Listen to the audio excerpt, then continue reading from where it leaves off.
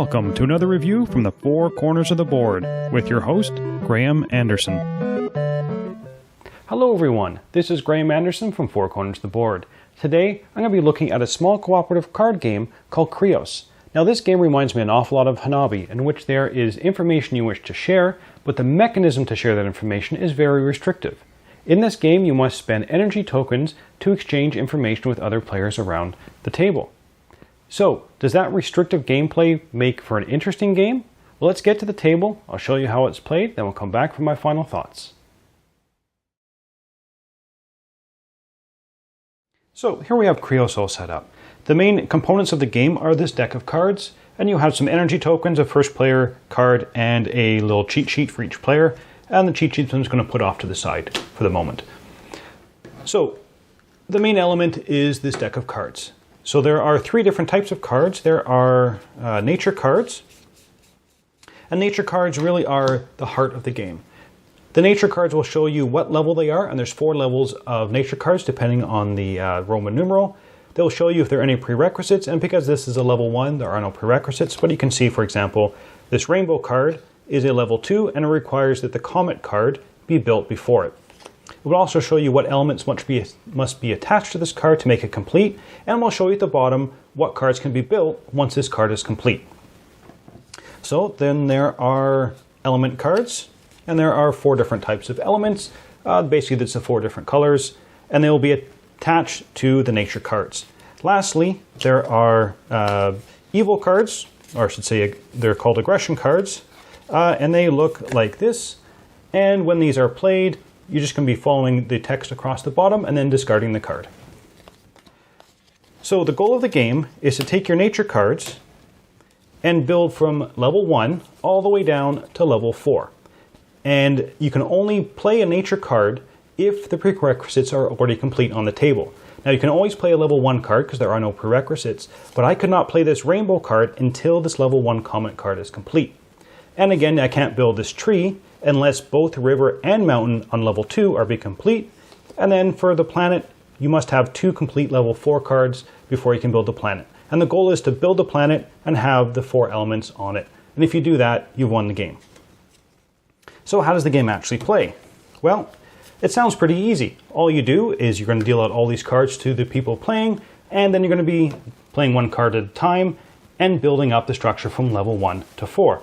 But here's the main mechanism of the game. You cannot share information about your cards unless you spend energy tokens. And for a 4-player game, you're going to have 7 energy tokens, and depending on the number of players, this number will change.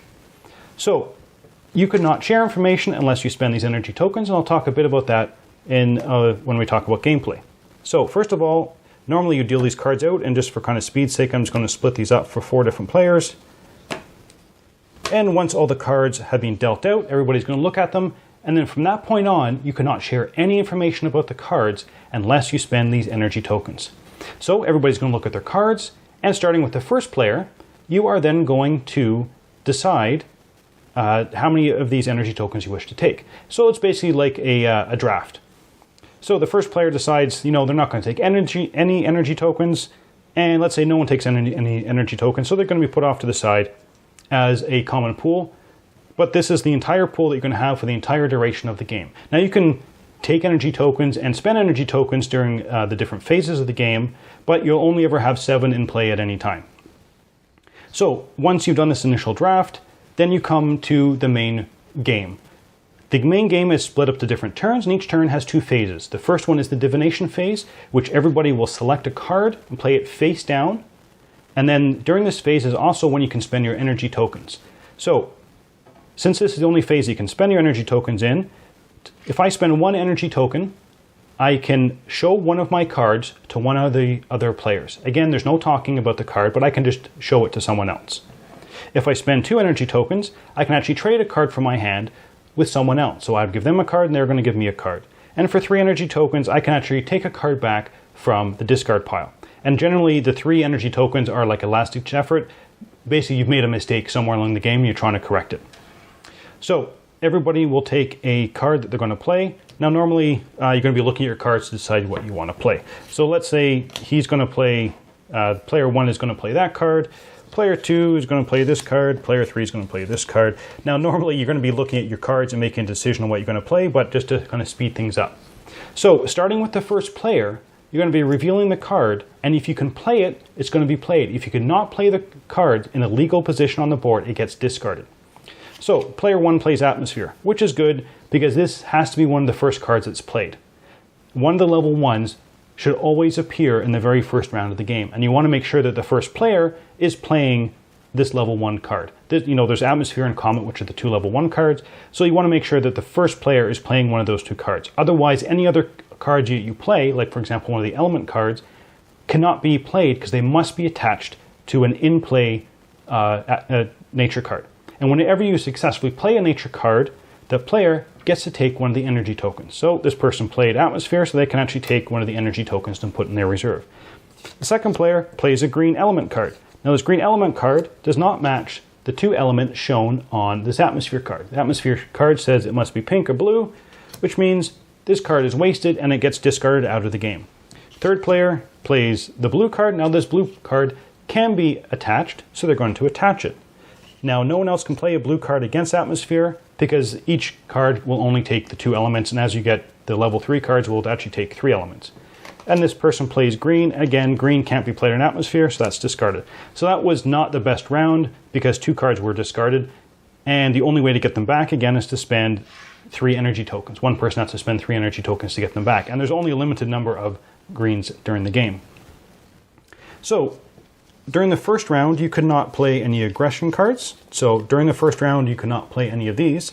And I should also mention during the divination phase, that is when everybody's picking a card to play, you can also discard a card from your hand to take one of the energy tokens as well. So that's another way to get energy tokens. So you're only ever going to get energy tokens by successfully playing a nature card or discarding a card during the divination phase. So everybody has played their card. First player card is going to go to the next player. And then again, you're going to go through the divination phase. Everybody's going to be selecting a card from their hand to play it. And then you're going to keep going until you've run out of cards or you've successfully built the planet. And one last thing I should mention is if you play a nature card, you can also play it as a wild card for one of the 2 elements that are on the card. So for example, this river can be used as either a blue or a green card. So let's say this Atmosphere card, let's say there was no blue card here and you just had the Atmosphere. If this player had played river, they can say, I'm going to use this river as an element card. So they're going to flip it over. Now they can use it as blue or green. So they're going to say, I'm going to use this as a green on a blue on Atmosphere, because Atmosphere requires a blue one. They're going to flip it over, and the 4 elements are on the back. They're going to use it as blue, so they're going to tuck it under there so the blue is showing. Because they successfully played a nature card, they can take one of the energy tokens. And the game's going to continue. Each round goes through the divination phase, that is playing a card face down in front of you, spending any of your energy tokens that you have, and then you're going to do the creation phase, which starting with the first player, everybody is going to be revealing their cards and making sure that hopefully that they can play. And if you can get all the way down to the level 4 planet card and have 4 elements on there, then you have a perfect game. I should say a perfect game is getting down to the 4th level with the 4 elements on it and each player having 2 cards left in their hand. A complete failure is when everybody runs out of cards and the planet card has not been played. Someone discarded it for whatever reason. You'd probably never want to discard the planet card, but if it's not on the table when everybody runs out of cards, then the game is over and you've completely lost. So a perfect game, planet's out, all 4 elements are on there, everybody has 2 cards left in their hand. 2, abject failure, which is not having the planet out and everybody has run out of cards, and there are varying degrees of success after that. Anyway, that's how you play Kreus. Oh, and I should mention that if this gets too easy for you or your group kind of gets too used to playing this way and kind of has set in their ways, you can start to add in some god cards. And the god cards come in 2 flavors. There's a male and a female side, and they'll give you different special abilities, how many times you can use that special ability, and each male can never build a level 2 card, and each female can never build a level 3 card. So that adds some variety to your game. Also, on the element cards, you can play an advanced rule that takes place with these symbols on the cards, that when you play these, special stuff will happen. So again, it's a way to kind of mix up the game if the basic game becomes too predictable. Anyway, let's get back to the table to see what I thought about Kreus. So, what did I think about Kreus? Well, the basic mechanisms of the game, as you saw through the walkthrough, are fairly straightforward.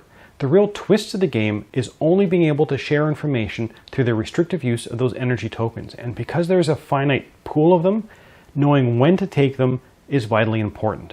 And I found that as I played the game, I'm watching what everybody is doing all the time. I was really engaged in the entire group. Because you weren't allowed to tell people what you had in your hand, how you played kind of gave information of what you had in your hand. So it was vitally important to make sure you watch what everyone was doing. For example, even at the beginning of the game, before you've played a card, when you're drafting those initial energy tokens, who takes the 2 energy tokens is vital, because that will tell you who has one of the starting nature cards. And depending on where they are in turn order, will determine how many people have to trade cards. If they're second, then they're just going to trade cards with the first player, for example. Or if they're last, or let's say the second to last people have those starting nature cards, they need to get them into the hands of the first 2 players. So even when those first players get those nature cards, what cards do they give back? So it's all an interesting mechanism for sharing information. I did find though that as we're playing the game, we kind of got into the same patterns. We knew what cards needed to be played when, which cards could be discarded, and when to take those energy tokens. And that could lead to a long-term problem with the game in which you kind of get into the same pattern of the path to a balanced planet is predictable. Now, thankfully, the designers have taken that into account, and there are multiple advanced modes you can play. You can have Titan powers and Titan restrictions. You could have the altered element mode that you can play with. You can even play a game that's completely silent, and that is definitely worth playing. Not being able to say anything means you are so focused on how people are playing and what they're playing, it becomes a fascinating experience. Now, I can still see this game after multiple plays getting a little stale and repetitive. But if you're going to be playing it that much, I think you've more than got your money's worth out of this game. And at this stands right now, I'm still very happy to get this game back to the table, and I would highly recommend Kreus. Give it a try. It's a different experience from anything I've played before. And then always, thanks for watching. Thank you for watching another review from the Four Corners of the Board. Please like and subscribe to these videos. You can also follow us on social media, email us directly, or check out our website at fourcornersoftheboard.com. Thanks so much for watching the Dice Tower videos. Find more great videos and reviews, as well as our top-rated audio podcast at dicetower.com. You can also find other great shows at dicetowernetwork.com. I'm Eric Summerer, and you've been watching The Dice Tower. The Dice Tower is sponsored by Cool Stuff Inc., where you can find great games for great prices. Cool stuff in stock. Check them out at coolstuffinc.com.